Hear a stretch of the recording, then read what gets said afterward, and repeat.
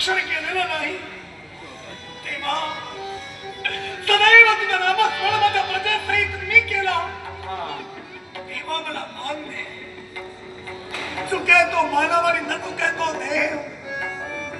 चुकणं माणसाचा धर्म आहे पण त्या चुकीची वेळेत सुधारणा करणं विश्वातील प्रत्येक मानवाचं कर्म आहे. मग तेव्हा माझ्या हातून जर का चूक घडलीच होती तर त्या चुकीची सुधारणा करण्यासाठी एकही संधी का दिली नाही. हे भक्ता तेव्हा संधी का नाही दिली. तुझ्या हातून चूक घडली नाही पण हे पाप जे आडवं आलंय ना ते या जन्मीचं नव्हे तर पूर्वजन्मीचं. सहज तुझ्या मुखावर शब्द बाहेर पडले. देव आणि विश्वाच्या ठाई अभंग आणि अभंगायती काल परत सुद्धा भंग पावले नाही. पूर्व जन्मीचा पाप या जन्मी आडवा तेव्हा मी राज करता असलो तरी सुद्धा एक मानव आहे. मानवाला पूर्व जन्म ज्ञात नसतो. मग सांग कोण असं पापाचरण पूर्व जन्मी माझ्याकरवी घडलं गेला म्हणून या जन्मात माझ्याशी दयनीय अवस्था झाली. मग ऐक राजा पूर्वजन्मी सुद्धा तू एक राजकर्ता होतास नव्हे तर या गणेशाचा निस्सीम भक्तही होतास आणि म्हणूनच तुझ्या जीवनात एक दिवशी तू अंगारिका व्रत आचरणात आणीलस आणि ते व्रत करत असताना एकाएकी तुझ्या राज्यावर एका असुर शक्तीनं आक्रमण केलं. लाख जणांच्या रक्षणासाठी राजधर्म पाळण्यासाठी तू तिथपर्यंत निघून गेलास. त्या असुरी शक्तीचा घातही केलास. अखिल प्रजेचं रक्षण केलंस. पण राजा तुझ्या हातून घडलं ते काय. माझं व्रत अर्धवट सांडून गेलास म्हणून माझा अपमान झाला तो झाला आणि राजा तू व्रतस्थ असताना तुझ्या हातून घडला तो रक्तपात आणि तेच पाप या जन्मीचं आडवं आलं आणि हे सारं दुःख तुला भोगावं लागलं. पूर्व जन्मी घडलेला माझ्या हातून पाप आणि त्या पापाचा प्रायश्चित्त मला या जन्मी भोगावा लागला. पण तेव्हा मला मी स्मृती हरवलेला होतो. या दाम्पत्याने माझ्याकडे भक्ती करून घेतली. मी पाहतोय तेव्हा एक गणेश मूर्ती आहे. ही शेणाची मूर्ती माझ्या नेत्रासमोर मला दिसते.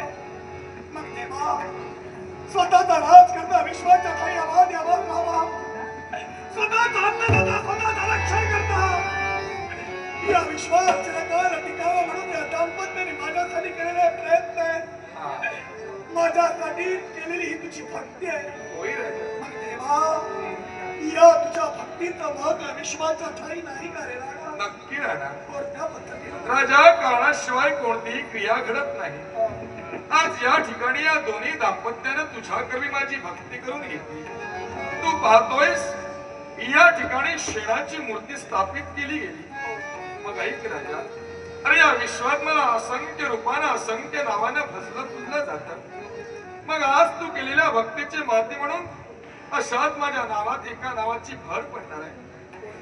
यावेळी गाईच्या शेणापासून तुम्ही मूर्तीची स्थापना केलात म्हणून या अखिल विश्वात याच्या पुढे मला गोमाई गणेश म्हणून ओळखलं जाईल. गोमाई गणेश म्हणून या विश्वाच्या ठाई तुला ओळखलं जाईल. पण देवा त्याची महती. मग ऐक राजा अरे एकनिष्ठतेनं 21 दिवस एकाच ठिकाणी तू माझी भक्ती केलीस. मग या तुझ्या भक्तीचं श्रेय म्हणून ही तुझी भक्ती चंद्र सूर्य असेपर्यंत या विश्वात मी अबाधी ठेवणार आहे. ती कोणत्या तऱ्हेनं राजा तुझी केलेली भक्ती यापुढे या विश्वात गोमाई गणेश व्रत म्हणून ओळखलं जाईल. एका व्रताप्रमाणे तू भक्ती केली. देवा गोमाई गणेश व्रत असं तू म्हणतोयस खरंय. पण हे व्रत जनमानसानं कोणत्या पद्धतीने आचरण्यात आणावं. मग ऐक राजा या गोमाई गणेशाला महती दिली ती तुझ्या भक्तीमुळे. मग जशी तू भक्ती आचरणात आणलीस ना त्याचप्रमाणे हे गोमाई गणेश व्रत सुद्धा आचरणात आणावं लागेल. मग ऐक हे व्रत करीत असताना गाईच्या शेणापासूनच मूर्ती निर्माण करावी. ज्या जागी ही मूर्ती तुम्ही स्थापित करणार ती जागा सुद्धा गाईच्या शेणानं सारून सुचिरभूत करावी. त्यावर सुंदर रांगोळी काढावी. आणि या माझ्या मूर्तीची स्थापना करावी. पण राजा ती कशी करावी? या मूर्तीचं मुख हे उत्तरमुख असावं. हा, एवढंच नव्हे तर बघ, मूर्ती स्थापित केल्यानंतर चंदन, धूप, दीप आणि मला अति प्रिय असणाऱ्या दुर्वा अर्पण कराव्या. नैवेद्य हा मोदकाचा ठेवावा आणि एकनिष्ठतेनं माझं नामस्मरण करावं. पण देवा ते कोणत्या दिवशी करावं? मग ऐक, हे व्रत प्रत्येक भक्तानं महिन्यातील कुठच्याही संकेतला केला असेल तर ते परिपूर्ण होईल. पण देवा या व्रताची फलश्रुती ऐक राजा, हे व्रत तुम्ही नामस्मरणानं असं केलं असेल, एवढंच नव्हे तर हे व्रत तू करीत असताना ना अन्न ना पाणी अशा अवस्थेत राहिलास. पण राजा, प्रत्येक भक्ताला 21 दिवस ते शक्य होणार नाही. म्हणून भविष्यात हे व्रत करीत असताना ज्या दिवशी या व्रताचा आरंभ होईल त्या एके दिवशी मात्र त्या व्रतस्थ भक्तांना पूर्ण निराहार राहावं आणि भक्ती करावी. या भक्तीचं श्रेय, या भक्तीचं पुण्य काय असेल तर राजा, या गायीच्या क्षणापासून अर्थात गोमाई गणेशाची तुम्ही भक्ती करणार. म्हणूनच या गोमाई गणेशा समवेत गोमातेची भक्ती आणि सेवा करण्याचं पुण्य तुम्हाला लाभेल. माझं मुख उत्तर दिशेला असल्या कारणानं त्या भक्ताच्या जीवनात सदोदित धनप्राप्ती होईल.